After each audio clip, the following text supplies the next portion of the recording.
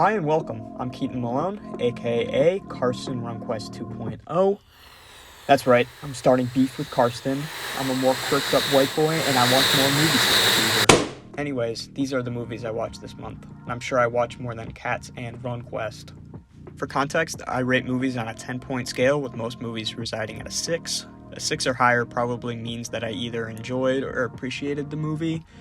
I think most movies are pretty good, but I like to withhold higher ratings. I think doing so makes ratings more impactful and distinct, and ultimately highlights the movies that I truly think are special and extraordinary.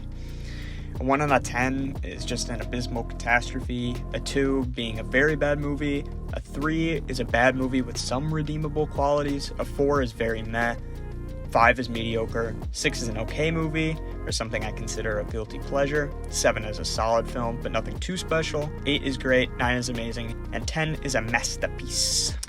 Alright, let's get into it.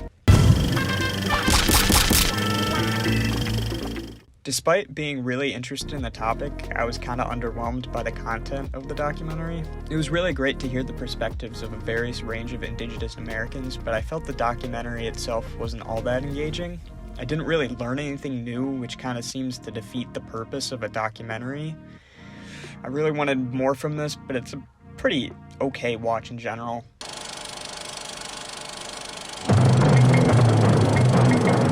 Next, I watched Failsafe. I've been waiting to watch this movie for a while since I bought the Criterion years ago and never got around to actually watching it. The wait was well worth it though.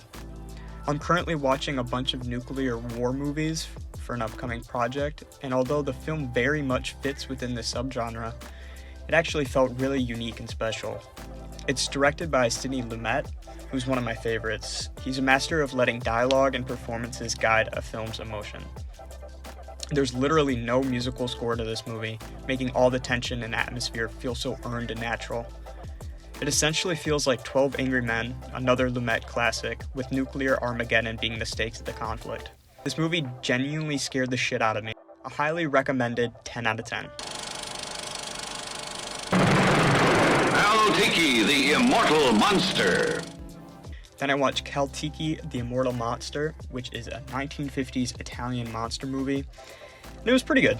It's mostly worth watching for its cinematography and special effects, both done by the horror icon Mario Bava, who basically invented the slasher genre. There's some actually gnarly gore, which was such a welcome surprise for such an old movie, though the monster kind of just looks like a wet towel. Besides the effects and looks of the film, it's not really worth watching though.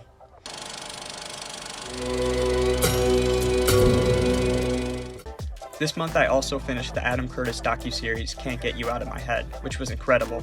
Funnily enough, I can't get the series out of my head. It's a 6-part, 8-hour series that feels like a culmination of all of Curtis's previous work. Curtis is known for being an anti-authority, sometimes labeled as a conspiracy theorist documentarian, who assembles hours of archival footage with disparate musical choices and his own evocative narration. His work essentially attempts to tell history in an emotional way, with very human stories of catastrophe and triumph. I just can't get over all the fear and anxiety watching this caused me, but I feel like I've gained some crucial knowledge and insight. Check this out, it's free on YouTube, 9 out of 10.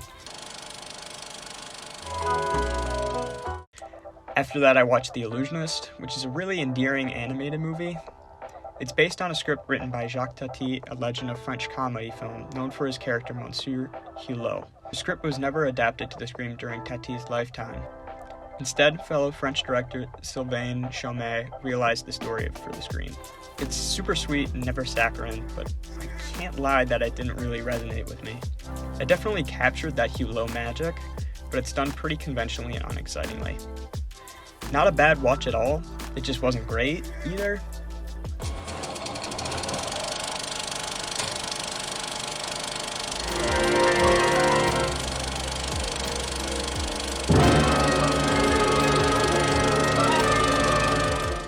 Up next was On the Beach, which is a 1959 melodrama about the end of the world.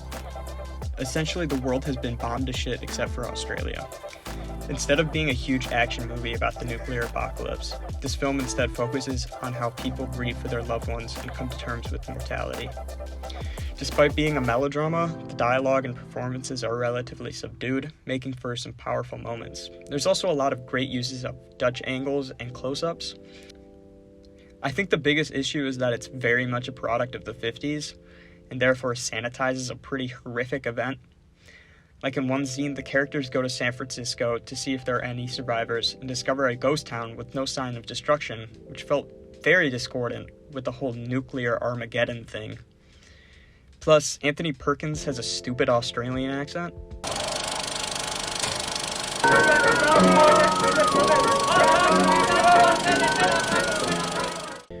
Then I watched Ogre of Athens, which unfortunately had no ogres in it.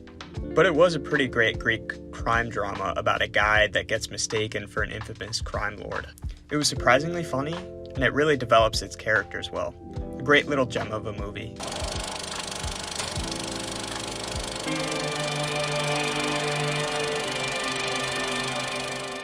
On the same day, I watched the 4-hour epic Ludwig, and it was a waste of time.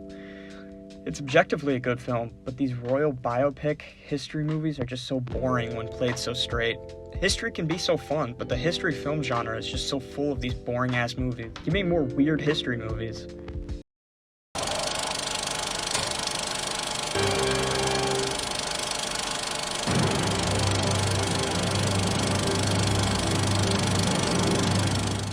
After that, I saw By Dawn's Early Light, which is a 90s TV movie. It's very familiar to Failsafe, but just way less good. Still, I was happy to see Rip Torn. Get out of my goddamn scuba gear, you imbecile! There's definitely a lot to like about this movie, but I would skip it in favor of most other nuclear war flicks. We are infinite. Controversial take, but this movie is very mid. It has some cute moments, but it's so cringy and feels aggressively millennial, if that makes sense. A lot of lines are just so over the top and obnoxious. There's some effective emotional moments, but most of the time I was just annoyed. Also, the Smiths suck. Oh my god!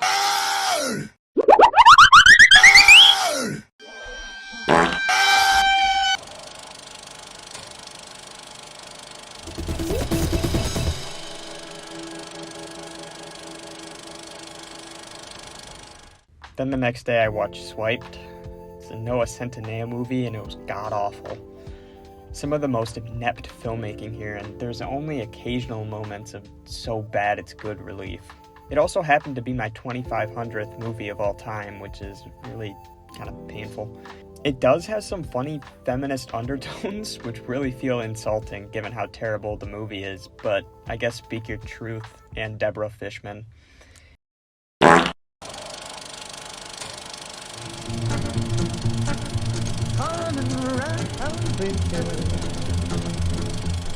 After some deep reflection and recovery from Swiped, I returned to civilian life with Mystery Train. Mystery Train is a 1989 Jim Jarmusch film that follows 3 connected stories in Memphis, Tennessee. If you're not familiar with Jarmusch, you should really check his stuff out. He's one of the more unsung heroes of the American independent scene of the late 80s and 90s. He's known for more introspective, slow, quirky character, hangout-type movies. He's also a big fan of hyperlink and anthology-type movies, which this film sort of identifies with. There's some really satisfying and fun connections to be made between the different stories, and the film really rewards attentive viewers. It's also really funny, employing a very distinct Jarmusch charm where awkward silences reign supreme. It's got a good heart and a good sense of humor. Check it out.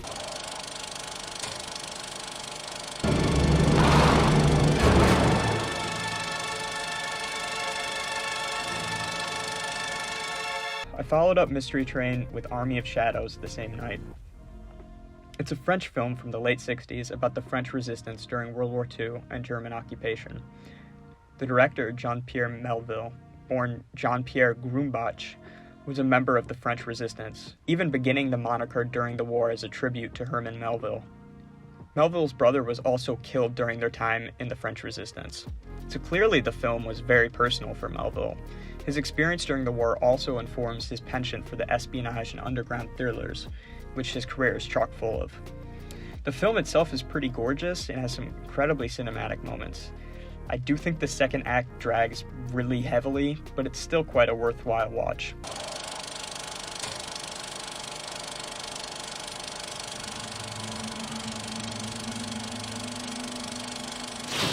It was spring break, and I decided that I only wanted to watch shitty horror movies. Despite that, I don't think this movie was shitty at all. Surely a very schlocky, campy movie, but definitely not shitty. This was the first movie from the production company Dark Castle Entertainment, which was founded in order to remake classic William Castle horror movies, and they did so twice before moving on to other stuff. But this one feels like a classic horror movie with an added edge. There's nudity and extreme gore, but it feels like an episode of Scooby-Doo. It's awesome.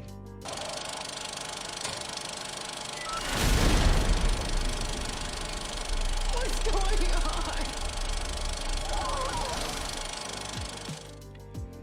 Trying to reach the high of House on the Haunted Hill, me and my friend watched House of Wax, which is another Dark Castle film. It didn't really reach the heights of Haunted Hill, but it was still a schlocky good time. It has some super impressive practical effects to boot.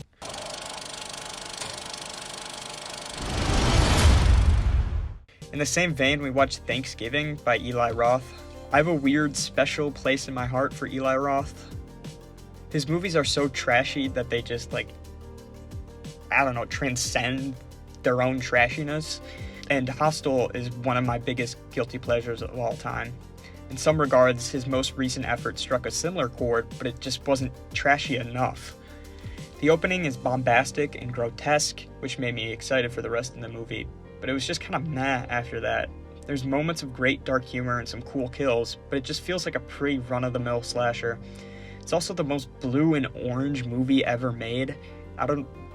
I guess they were trying to get a really cool color contrast to the movie, but it just kind of looks bad. I don't know.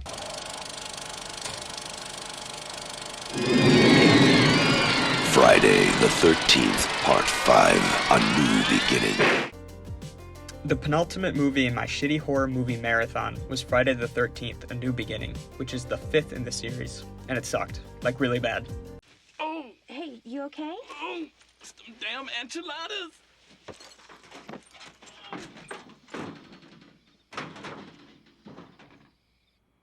Oh.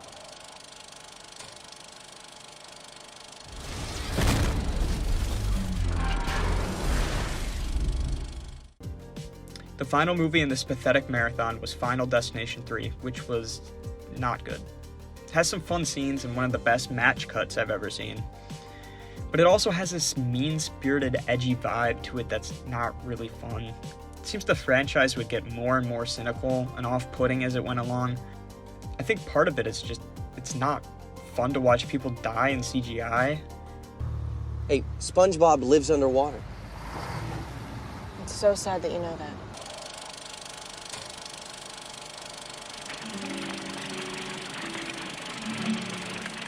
Then a 180 with Alambrista, a pretty powerful film about Mexican immigrant labor struggles. It's basically one man's journey through the immigrant experience. At first I was kind of worried it would be like a misery porn neo-realism bore, but I trusted Robert M. Young, and I was not disappointed. This movie is socially conscious and politically aware instead of being a manipulative, shallow, social issue movie. It takes time to really develop its characters and even includes a lot of humor. I think by including it, Young, the director, is taking a really resonant, humanistic approach.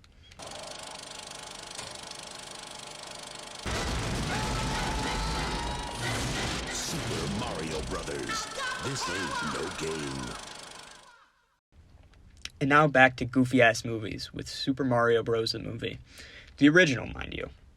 And it wasn't that bad. There's a lot of genuine creativity here that shocked me given the movie's reputation. I don't think it's great or anything, maybe not even good, but it's a decently fun watch that borders on so bad it's good and just actually pretty good. I think it's right about in the middle. It's also anti-fascist, and Dennis Hopper plays a lizard Donald Trump, which is pretty fun. And it also has like a weird amount of things to do with 9/11. The Twin Towers really go through some shit in this movie. Yeah.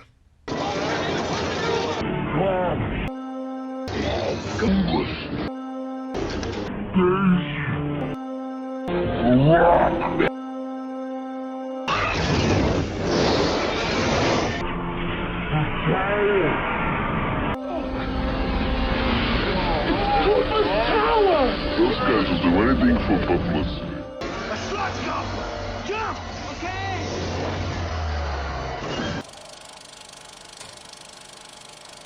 Sure, white people on the Hamptons will delight in it. Yeah, we will. It's gonna be huge. I watched American Fiction next, and it was pretty good. I don't think it fully captures the cultural moment in terms of its satire, but I also wouldn't argue that the satire is useless. There's an ambiguity about its commentary as it concludes that I appreciated.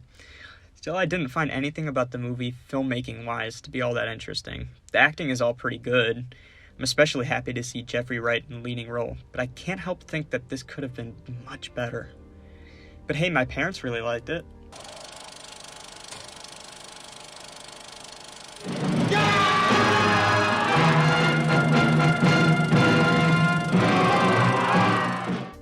After that, I watched Sage and Suzuki's Fighting Elegy. I haven't connected with any of Suzuki's other movies, so I was kind of shocked by how much I like this one. It's a really fun, experimental action comedy about a teenager in fascist Japan who reckons with his masculinity and sexuality. It's a very pointed critique of how authoritarian regimes shape masculinity to be toxic and destructive. The main character also plays the piano with his dick. It's highly recommended.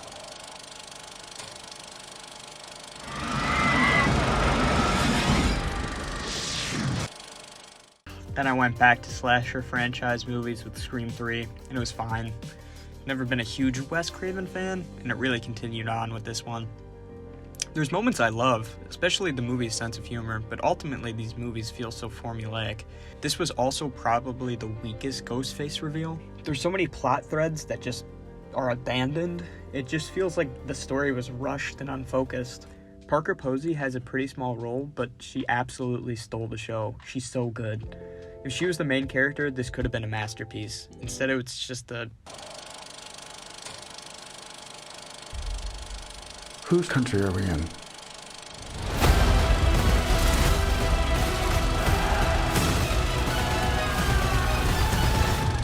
Mine. Napoleon was pretty bad. Possibly the ugliest looking movie ever. It's just so fucking gray and desaturated. The visual style also emphasizes how confused the movie's tone is. I saw an interview with Ridley Scott where he said it was meant to be funny, but then there's some serious battle scenes and overly sincere moments. Moreover, the comedy seems very farcical and over the top, not grounded in any sense. In the end, it just makes the movie an absolute mess. This movie can't decide if it's a serious drama about the military genius Napoleon or a comedy about the idiotic simp Napoleon, and it chooses both in the most over-the-top ways. I would have loved a satirical take on the historical biopic, i.e. Walker, but then Scott plays it safe by making half of the movie be a serious, brooding, boring-ass historical movie. We really need better history movies.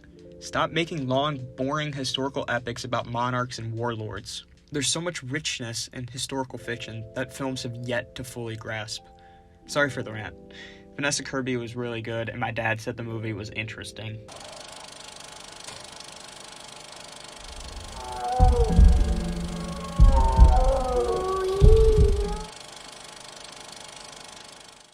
Neo Tokyo is a short little anthology movie that had some great ideas, but nothing that really wowed me.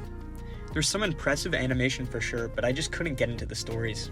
There's 3 shorts that are between like 10 and 20 minutes long. The first one is directed by Rintaro and is like a surreal circus story about a little girl and a cat.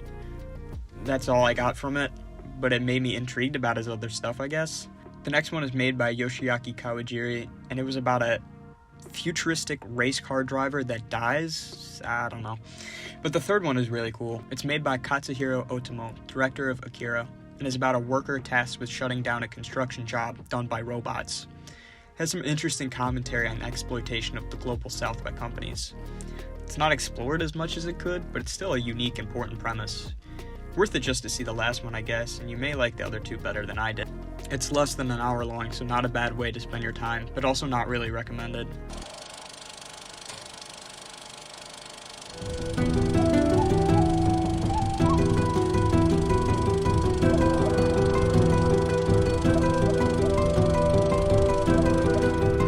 Bloody Spirit Mount Fuji is an old Japanese movie that was boring. There was some fun stuff amongst the boredom, like a kid having diarrhea because he ate too much fruit, and a guy who kills a bunch of samurai by swinging around a spear. It also has a really good heart to it, Ozu being involved in the production. If you don't know, Ozu is a legend in Japanese cinema and makes really compassionate movies, so his imprint is definitely felt here. I wish I could like this more, but it just didn't connect with me at all. Can you understand what I'm saying? You understand what I'm saying if you come see Fear of a Black Hat. Fear of a Black Hat is a mockumentary that does for rap what This Is Spinal Tap did for rock. That's a bit reductive, but a good summary of it. And it was pretty fun. I think there's a lot of gags that just go on too long and get kind of stale. I didn't laugh out loud often, but I was plenty engaged throughout.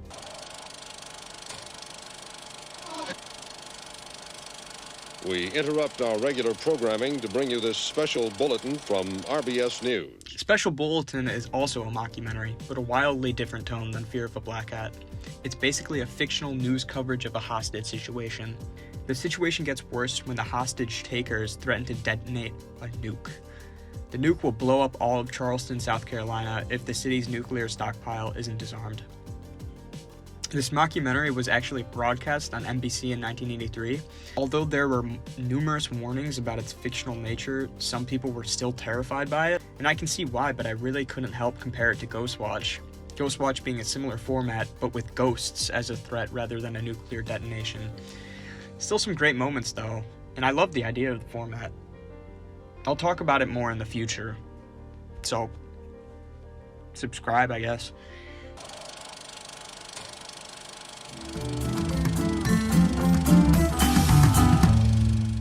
Men and Chicken.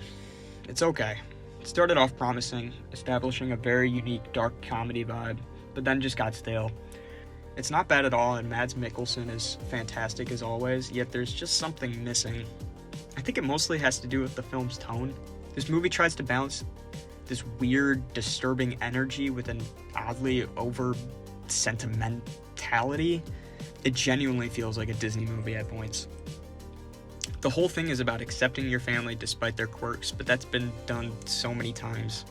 It also feels inconsistent with the elements of horror and grotesqueness. I think if the sentimentality was toned down a little, this could be a really fun black comedy, but as it is, it doesn't fully work. Well, now, Billy Wilder's done it again in his hilarious new comedy, 1, 2, 3. It's a 1961 comedy from Billy Wilder, one of the best writer-directors of classic Hollywood. There's a joke every 10 seconds, it feels like, in such an electric pace. Every actor is giving it their all, and every line of dialogue is hilarious. It takes a little bit of time to get fully into the swing of things, and it kinda aged poorly with, like, anti-communism, and it's kinda sexist, but it's also really fucking funny. Wilder was a genius, man. Boy. Good boy. God, I just can't with PPP.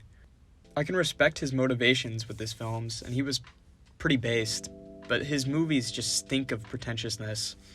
I find this one especially egregious because it was just so damn boring. I really wanted to like it as like a Saltburn killer, but this was not it. I think to have an anti-bourgeois film be so inaccessible to a general audience is such a failing. This movie's audience, essentially, is the same people PPP is trying to critique. This may be an issue in retrospect, but I really do think this movie will only appeal to art house film people, a crowd mostly composed of privileged people. It's just an odd, alarming form of radical chic that I feel like happens so often. Blech. Hallo? Hallo? Hvad skete der? The Green Butchers, another movie from Anders Thomas Jensen, director of Men and Chicken, and it was about the same quality-wise. It's about cannibalism and butchers and love, I guess. There were some funny bits, but they're very much front-loaded, and the middle drags quite dramatically. I really liked seeing bad hairline Mads Mikkelsen, though.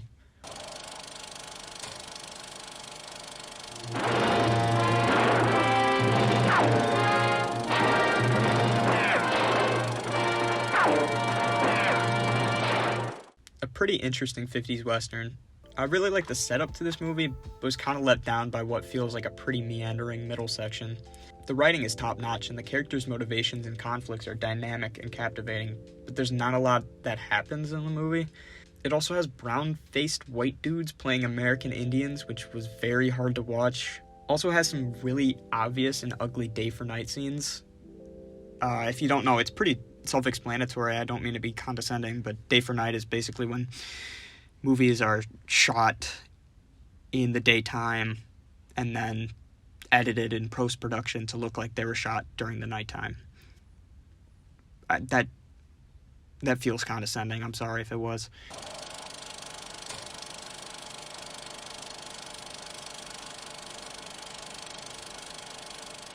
A really devastating animated movie about an old British couple reckoning with the nuclear apocalypse.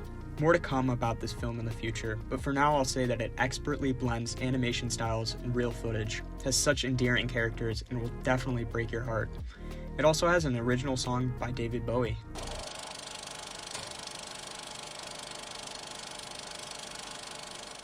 A documentary by Ross McElwee, who directed one of my favorites, Sherman's March. McElwee brings such an understated yet dynamic approach to documentary filmmaking. In a lot of ways, he's like a predecessor to Nathan Fielder and John Wilson. Here he discusses his family's connections to the tobacco industry, his Southern heritage, the layers of reality in both documentaries and narrative films, and the cancerous effects of nicotine addiction. There's so much covered here, yet McElwee does it in such a grounded, non-pretentious way. I love the softness of his voice during his narrations, and all the weird little characters he talks to, and the loving, non-toxic masculinity he expresses. I think Letterboxd user Sam P said it best. While it is no secret that I closely identify with and even love McElwee's films, I found myself, tonight, seeing the masculine qualities of this film above all the others. By their video essay nature, McElwee's films are personal, and therefore about fathers, sons, and also their fathers and sons. It is masculinity laid bare, imperfect, complicated, searching for answers within fictions, whether real or imaginary. I wonder if female or female-identified viewers have the same window into McElwee's works. Maybe they are, even in some default or unconscious way, most accessible to men, and especially those who deeply feel and experience the past as much in the present as they do what happens as it happens. If so, I am one such man. It's just great to see art which deconstructs masculinity like this, and it feels oddly validating for me. I think we need more depictions of masculinity in this way. Having a masculinity defined by love and sensitivity. It may not hit the same as Sherman's March, but it was really great. I'll never fall in love, okay? I liked it. I really loved the first half and was super invested in both the romance and the lingering horror, but the second half lost me a lot. It's still good, but it kind of jumped the shark for me. It feels like a lot of these recent A24 releases where I respect how creators are allowed to express whatever vision they have, but then the vision just gets more and more bizarre and confusing to watch. Like there's just nobody that tells them no for anything, and they just do weird, really weird shit. Very Beau is Afraid type beat. I also wanted more body horror because I love that shit. Still very cool, and I'm excited for more from Rose Glass.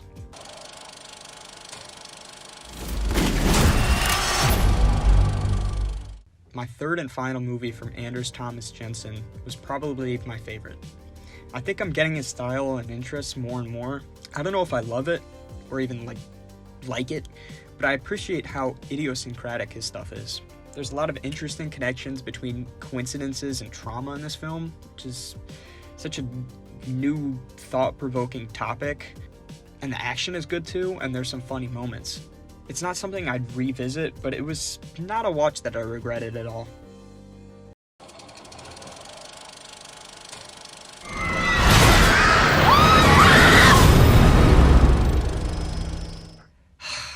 I don't know why I watched this. I've never been much of a fan of Wes Craven or the Scream franchise specifically. The first is really fun, but all the sequels are just kind of lame. They all have fun moments, but they're also interested in having these genuine dramatic moments which just fall flat for me. They also have my biggest pet peeve in movies: music that just won't shut up. The audience does not need music to tell them it's a scary moment. It's just condescending and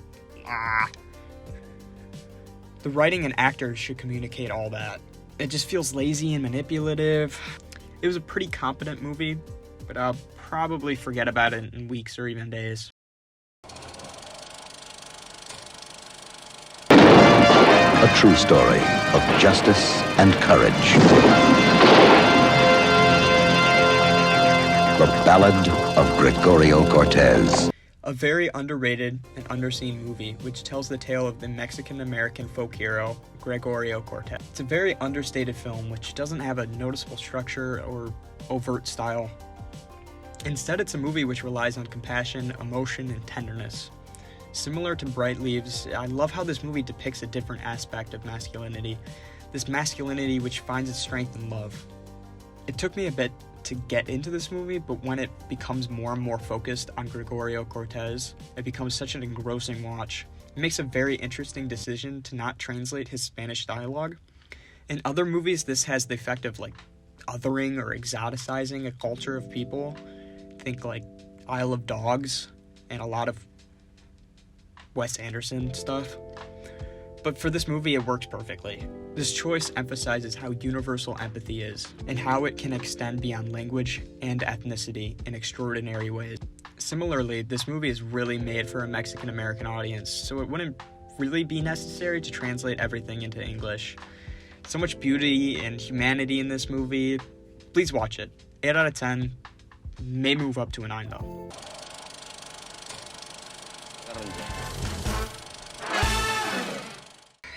Ending the month, I'm not a bang but a whimper with this one. It was technically fine, but very much a Lolita type movie, and I really dislike movies that are about men doing perverted shit. We just have enough of that in real life.